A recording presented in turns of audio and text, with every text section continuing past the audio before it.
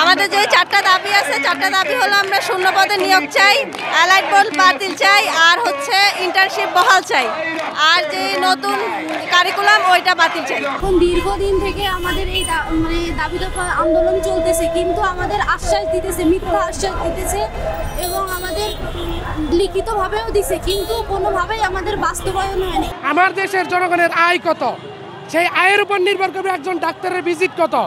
এখন একজন যদি পাতলা পায়খানা নিয়ে তাকে যদি 500-1000 টাকা ভিজিট দিয়ে যদি একটা ডাক্তার দেখাইতে হয়, এটা কোন বাংলাদেশ?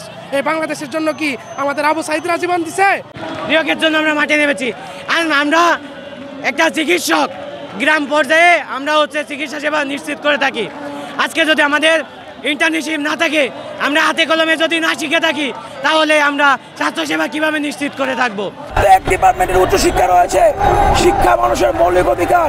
এই মৌলিক অধিকার থেকে সাধারণ ন্যায় শিক্ষা থেকে বঞ্চিত করে রাখা হয়েছে।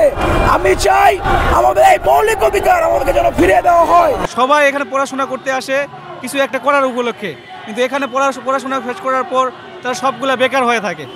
এর জন্য সবার পারিবারিক দিক থেকে একটু সমস্যা হয়, সব দিক থেকে সমস্যা হয়, যার কারণে আমাদের এই দাবিগুলো মানা উচিত।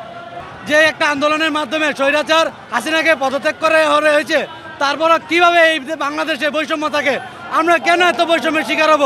আমাদের 4 বছর কোর্স করার পর আমাদের কোনো উচ্চশিক্ষা নেই, আর আমাদের বর্তমানে ইন্টার্নশিপ বাদ দিয়েছে।